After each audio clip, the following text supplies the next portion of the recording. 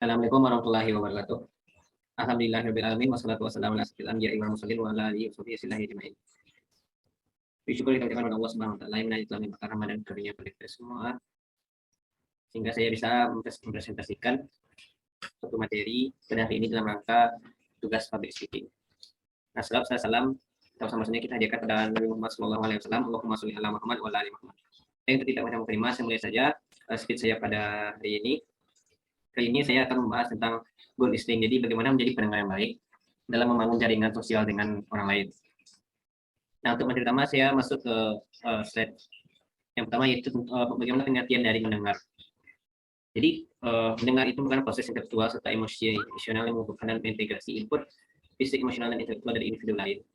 Jadi mendengar itu sebetulnya adalah proses intelektual dari kimia otak sekaligus dari emosi kita sebagai manusia.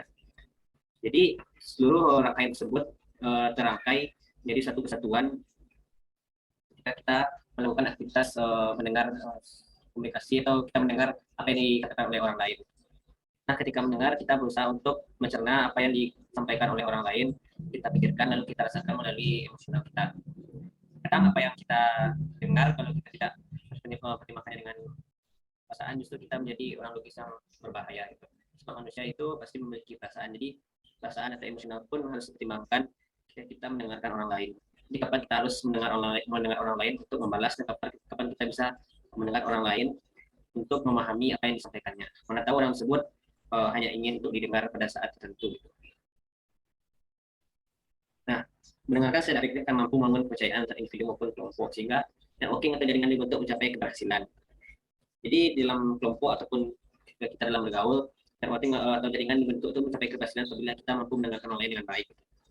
Jadi ketika kita mampu mendengar orang lain dengan baik, maka kita juga bisa memahami apa yang ingin disampaikannya, apa yang ingin dilakukannya, sehingga kita dapat menentukan tindakan kita agar selaras dengan orang tersebut. Selanjutnya itu ketika kita mendengarkan. Yang pertama itu mendengarkan isi. Ketika kita mendengarkan apa yang disampaikan oleh orang lain, jadi kita mendengarkan apa yang ingin disampaikannya. Jadi apa materi atau apa tujuan dari pesan yang ingin dia sampaikan kepada kita. Nah, yang kedua itu mendengarkan dengan kritis. Mendengarkan dengan kritis ini berarti kita mendengarkan sambil berpikir apakah pesan yang disampaikan ini betul-betul benar, misalnya betul-betul logis, betul-betul konkret, misalnya kan, apakah pesan yang ia sampaikan tersebut mampu kita cerna dengan baik sehingga kita mampu memberikan feedback kembali pada orang tersebut terhadap bagaimana pesan tersebut sampai kepada kita dan bagaimana kesan kita terhadap pesan tersebut dan bagaimana tanggapan kita itu. Nah, yang ketiga itu mendengarkan dengan empati. Nah, ini yang saya sebutkan tadi, kalau mendengarkan tersebut tidak hanya cukup dengan hanya berpikir kritis atau berpikir logis dalam mencerna dari pesan yang disampaikan oleh orang lain, tapi kita juga membiasakan rasa empati. Dimana rasa empati ini di mana kita memposisikan diri kita itu sama dengan orang lain. Jadi empati perlu kita utamakan dalam proses mendengar orang lain, proses mendengar apa yang disampaikan oleh orang lain, baik itu termasuk dalam pergaulan teman kita sehari-hari, atau di dalam organisasi, atau dalam satu kelompok yang lebih besar daripada organisasi di kampus misalnya, atau organisasi himpunan, ataupun misalnya di masyarakat juga. Jadi kita perlu mempertimbangkan perasaan kita pada orang lain, dan jangan kita hanya berpikir kritis saja, tapi kita mengabaikan bagaimana perasaan orang lain ketika mendengar apa yang kita kritisi tersebut gitu. Beda halnya dengan di dalam politik. Kalau dalam politik tentu kita harus logis, harus kritis untuk memberikan argumen setelah kita mendengar apa yang disampaikan oleh pejabat publik atau politisi lain.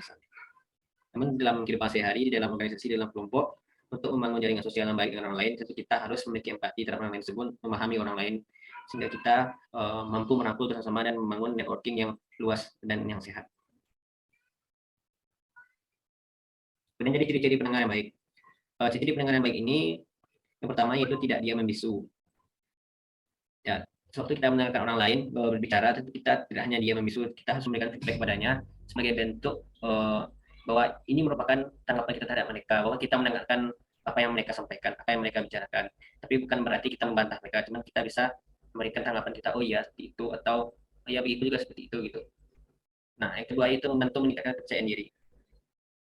Jadi ketika kita mendengarkan orang lain, kita juga membantu diri kita untuk lebih lebih optimis gitu, lebih percaya diri pada diri kita sendiri, sehingga kita memiliki keyakinan yang kuat kalau kita itu mampu mendengarkan orang lain dan mampu menjadi solusi atas apa yang disampaikan oleh orang lain. Dan kita mampu memberikan feedback kembali pada orang lain dalam membangun jaringan pada suatu hubungan sosial yang ada. Yang ketiga itu bersikap kooperatif. Bersikap kooperatif ini itu bersikap saling kerjasama dalam suatu kegiatan atau suatu hubungan sosial yang kita jalin. Jadi dalam satu relasi ketika kita mendengarkan orang lain, maka kita dengan orang tersebut berupaya untuk melakukan suatu kooperasi atau kerjasama. Jika orang tersebut mendengarkan kita secara baik, maka kita juga mendengarkan dia secara lebih baik pula, sama dengan apa yang dilakukan kepada kita. Tapi walaupun mereka tidak mendengarkan kita dengan baik, tapi kalau kita mendengarkannya dengan baik sebaliknya, maka bisa saja ia berubah bagaimana kesannya pada kita. Mungkin di awal kesannya kurang baik pada kita, sehingga kita bisa memperbaiki kesan mereka tersebut dengan cara mendengarkan dan bersikap kooperatif dengan mereka. Nah, yang keempat itu memberi saran. Nah, ini tadi yang saya bilang bahwa kita harus memberikan feedback pada orang lain, bagaimana tanggapan kita terhadap apa yang disampaikan oleh orang lain. Jadi saran-saran dari kita pun dapat membentuk chemistry yang kuat dalam hubungan sosial dengan sesama kita, baik itu di kampus atau di masyarakat atau dalam keluarga. Jadi kita bisa memberikan saran-saran yang kita pikirkan, walaupun tidak harus saran itu benar-benar terbaik, tapi apa yang mampu kita pikirkan dan mampu kita pertimbangkan, bagaimana kalau saran kita ini mampu diterima oleh individu lain atau mampu diterima oleh kelompok lain. Nah, lalu jika keempat cerita memiliki makna, orang yang akan mendapatkan berbagai dampak positif, bukan hanya untuk dirinya, tapi juga untuk orang lain.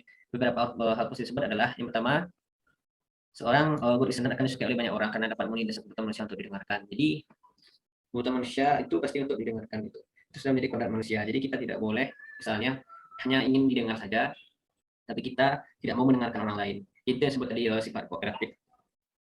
Kita harus mampu menyamaratakan bahwa kebutuhan dasar manusia yang disebut id dalam teori psikologi Sigmund Freud itu adalah kebutuhan dasar manusia dalam berkomunikasi, dan itu menjadi dasar kita atau dasar kita dalam membangun hubungan sosial atau networking yang baik. Nah, yang kedua itu dalam sebuah perusahaan kinerja karyawan akan meningkat ketika pesannya terima mengerti dengan baik. Jadi misalnya di dalam satu perusahaan, karyawan yang tidak mengerti dengan pesan yang diberikan, tentu ia akan bingung dengan pesan tersebut, dan ia juga akan bingung dengan bagaimana tindakan yang akan diambilnya ketika dia tidak mendengarkan dengan baik pesan tersebut, atau pesan tersebut tidak disampaikan dengan baik padanya. Jadi pesan yang kita sampaikan pada orang lain dan bagaimana kemampuan kita misalnya waktu kita memposisikan diri sebagai pendengar, jadi kita harus memiliki kemampuan mendengar yang baik dan menyimak dengan baik. Jangan kita saat orang berbicara kita malah tidak fokus pada apa yang dikatakan, sehingga kita tidak mengerti pada suatu saat ketika kita ingin melakukan tindakan dari pesan yang telah ia sampaikan. Nah, yang ketiga itu begitu pula yang feedback yang aku dari bawahan karyawan yang mendapat positif pada prestasi kerjanya. Jadi ketika seorang karyawan, misalnya kita seorang karyawan, kalau kita memiliki kalau kita mampu mendengar dengan baik apa yang disampaikan oleh pimpinan, dan feedback yang kita sampaikan juga baik sesuai dengan pertimbangan kita dalam berpikir kritis dan berempati pada sesama anggota yang lain, sehingga kita memiliki solusi yang jitu, itu kan mendapat positif pada prestasi kerja kita. Nah, yang keempat itu manajer dan karyawan terhindar dari munculnya kesalahpahaman dan penyampaian keputusan. Jadi ketika kita dan orang-orang di sekitar kita itu mampu memiliki kemampuan mendengar yang baik, jadi antara kita itu, antara karyawan tersebut, antara manajer dan karyawan atau yang lain, tidak akan muncul satu kesalahpahaman dalam penyampaian suatu pesan, karena kita bisa mendengar satu sama lain dengan baik. Jadi itu pentingnya komunikasi dalam organisasi, baik dalam membangun networking ataupun ada tujuan lain dari yang ingin kita lakukan. Bisa saja itu komunikasi bisnis atau yang lain. Tentu itu membutuhkan kemampuan mendengar yang baik. Tidak hanya kemampuan berbicara yang handal, tapi juga mampu mendengarkan bagaimana konsumen, bagaimana partisipan, bagaimana orang lain, bagaimana karyawan, bagaimana manajer berbicara. Itu akan menentukan bagaimana pesan tersebut dapat kita terima. Ini itu menjadi modal sosial yang bagus untuk kita dalam membangun networking. Nah, sebenarnya itu seorang mendengar baik akan mampu misalkan sebuah fakta negosiat. Jadi ketika kita mendengarkan suatu informasi, mendengarkan suatu pembicaraan, kalau kita mampu mendengar dengan baik, mampu mencerna dengan baik, kita mampu berpikir kritis terhadap pesan yang ia sampaikan, maka kita bisa misalkan antara mana fakta dan mana yang gosip. Kalau gosip itu biasanya katanya, atau mungkin, nah kalau fakta itu sudah ada validasinya, sudah ada datanya, sudah ada bukti fisiknya maupun bukti secara lisan ataupun bukti lainnya. Nah, ketika kita menerima informasi, tentu kita harus mendengar dengan sangat baik, mencerna dengan kritis, lalu mempertimbangkannya dengan empati, dan lalu mengambil suatu kesimpulan dari banyak referensi yang sudah kita dengar. Sehingga kita bisa memisahkan mana yang fakta dan mana yang gosip. Nah, sehingga itu seorang pendengar baik memiliki cenderungan dapat membuka ide atau kreativitas baru. Kalau kita memiliki kemampuan good listener, kita akan memiliki kecenderungan sewaktu kita mengemukakan ide atau mengemukakan solusi kita terhadap suatu permasalahan. Jadi ketika kita memahami suatu persoalan dengan baik, dan kita juga memahami bagaimana apa yang dirasakan oleh orang lain, dan mampu mencerna apa yang dikeluhkan oleh orang lain, itu kita mampu memikirkan suatu ide-ide atau kreativitas baru yang dapat kita jadikan sebagai solusi atas permasalahan yang ada. Nah, sebenarnya itu menjadi pendengaran mereka meningkatkan prestasi serta kinerja. Sama seperti yang tadi, kalau seorang pendengar baik tentu ya selalu mendengarkan keluhan dan baik keluhan ataupun informasi yang penting dari sesama rekan kerjanya ataupun pada pimpinannya itu. Sehingga prestasi serta kinerja itu yang baik karena lingkungannya juga mendukung dia dalam meraih prestasi tersebut. Yang selanjutnya itu kepuasan kerja meningkat karena mereka tahu apa yang terjadi, kapan mereka harus mendengar, kapan mereka berpartisipasi, dan tumbuh dari komunikasi yang baik. Jadi kapan kita harus mendengar, dan kapan kita harus berpartisipasi atau melakukan tindakan, itu juga perlu kita pertimbangkan bahwa memang tidak hanya kemampuan untuk mendengar yang kita butuhkan, tapi kemampuan kita dalam berpartisipasi. Setelah kita mampu mencerna pesan tersebut, ketika kita mampu bertindak sesuai dengan apa yang kita dengar dan kita cermati, maka hal-hal yang tumbuh dari komunikasi yang baik tentu akan meningkatkan efektivitas kinerja kita di dalam suatu perusahaan, suatu organisasi, ataupun yang lain. Kita dalam menjadi pendengar yang baik, pertama perhatikan yang baik siapa yang bicara dengan kita, mulai dari gerakannya, pertama suaranya, dan ekspresi wajahnya. Jadi dengan memperhatikan bahasa tubuh orang lain, kita mampu menjadi pendengar yang baik gitu, sehingga kita mampu memahami apa sebetulnya pesan yang ingin dia sampaikan. Karena menurut penelitian, pesan itu sebetulnya ada dalam 70% pada bahasa tubuh dan 30% pada bahasa lisan atau yang secara langsung itu. Nah, ketika kita mendengarkan seseorang, kita harus melihat bagaimana kontak matanya, bagaimana gerakan matanya, bagaimana ada suaranya dan ekspresi wajahnya. Karena kalau kita masih melalui WhatsApp atau media sosial lain, kita tidak bisa mendengarkan ada suaranya jika ia mengetik gitu. Nah, kadang itu sering menimbulkan kesalahpahaman. Itu yang perlu kita perhatikan. Yang kedua itu memberikan umpan balik atau feedback. Jadi kita harus memastikan bahwa apakah kita sudah mengerti atau belum tentang apa yang disampaikan oleh orang lain kepada kita. Kalau kita ada pertanyaan, kita harus selalu bertanya kembali, dan jika kita setuju, kita harus mengungkapkan setuju kita, atau kalau kita tidak setuju, kita harus mengungkapkan bagaimana tanggapan kita, apa kita tidak setuju. Dengan cara yang baik, bukan dengan cara yang emosional atau membuat orang lain itu tersakiti gitu atas apa yang kita sampaikan. Nah, yang terakhir itu menggunakan pengetahuan yang kita miliki tentang orang tersebut untuk dapat menarik manfaat positifnya. Jadi ketika kita mendengarkan orang lain berbicara gitu, kita juga harus menggunakan pengetahuan yang kita miliki untuk mendengarkan orang tersebut. Jadi ketika kita ingin mau memberikan feedback pada mereka, kita tahu nih, misalnya mereka bilang tentang suatu buku misalnya. Nah, kita asalnya pernah membaca atau sekilas melihat buku tersebut gitu. Oh ya, saya pernah melihat buku ini di toko buku gitu. Oh, tidak salah warna sampulnya begini, harganya segini, dan diletakkan di rak bagian mana gitu, misalnya bagian sastra atau di bagian komputer gitu. Jadi kita juga harus memiliki pengetahuan ketika kita mendengarkan orang lain, kita dapat memberikan feedback pada orang tersebut, sehingga orang tersebut memiliki suatu chemistry pada kita, bahwa ternyata orang ini juga mengetahui apa yang ia sampaikan. Jadi kita pun harus memiliki wawasan yang luas ketika kalau kita mau menjadi pendengar yang baik. Jadi sekian dari saya. Jadi intinya kalau kita ingin menjadi pendengar yang baik, ingin menjadi seorang good listener, kita harus mampu mencerna apa yang disampaikan orang lain tersebut secara baik. Kita mampu menganalisis bahasa tubuh orang lain itu secara benar dan tepat. Jangan kita memaknai bahasa tubuh orang lain itu tersebut secara salah. Jadi kita sesuaikan juga dengan situasi dan kondisi yang ada. Kadang pesan tersebut yang disampaikan secara lisan, yang kita dengar dan kita cerna secara kritis, ternyata pesan tersebut berbeda dengan tujuan atau berbeda dengan apa yang sebetulnya ingin disampaikannya. Dan biasanya itu mungkin kalau kita berhadapan dengan perempuan misalnya. Jadi kita perlu memperhatikan lagi bagaimana lawan bicara kita tersebut.